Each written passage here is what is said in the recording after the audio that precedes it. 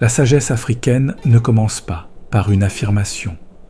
Elle commence par une écoute lente, enracinée dans la chair et dans le sol, là où le monde ne se donne pas sous forme de concept, mais sous forme de relation.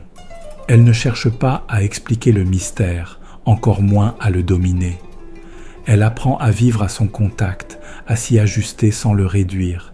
C'est peut-être cela, sa première différence radicale. Elle ne fonde pas un système, elle façonne une manière d'être. Longtemps, on a parlé de sagesse comme d'un sommet à atteindre, d'une lumière à conquérir, d'un savoir séparé du commun des mortels.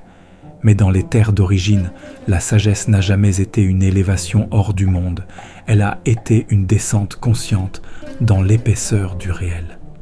Elle a appris à reconnaître que la vie ne se pense pas seulement, qu'elle se respecte, qu'elle se protège, qu'elle se transmet.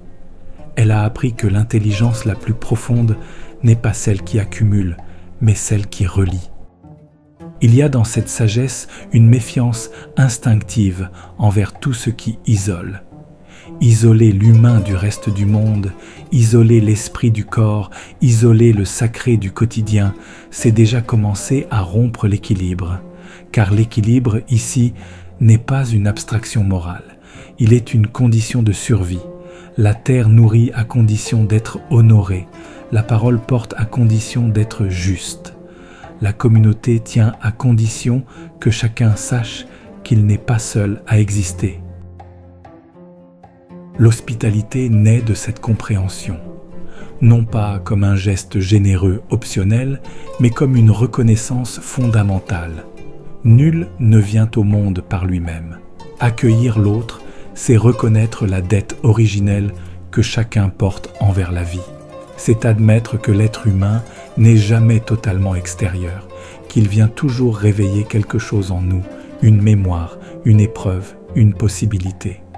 Dans cette perspective, fermer la porte n'est pas naturel, parce qu'elle ferme le passage au mouvement de la vie.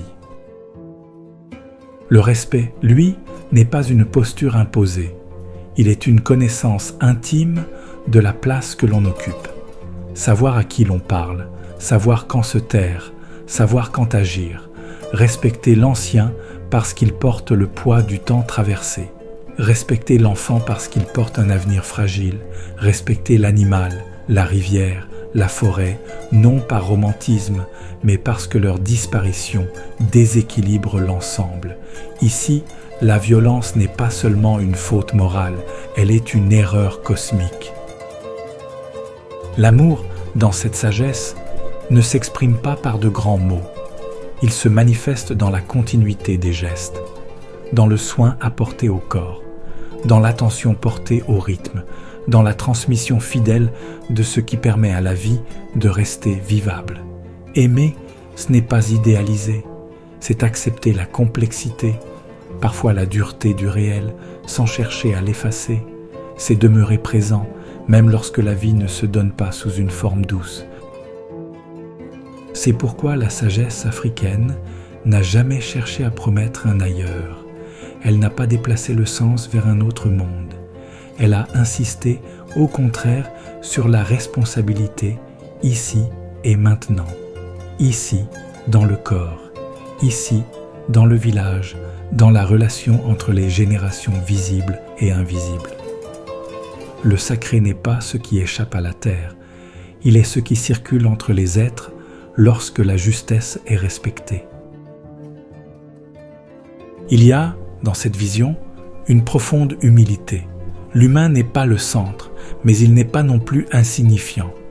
Il est un nœud d'union, un passage, un point de responsabilité. Ce qu'il fait, ce qu'il dit, ce qu'il transmet ou détruit a des conséquences qui le dépassent.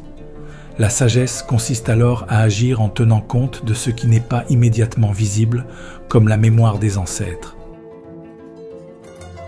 Ce savoir n'a pas disparu, il a été recouvert, dévalorisé par malveillance, mais il demeure inscrit dans nos corps, dans cette intuition que la vie mérite plus que d'être utilisée, qu'elle demande à être honorée. La sagesse africaine, en ce sens, n'est pas un héritage perdu. Elle est une invitation à être l'Afrique en soi.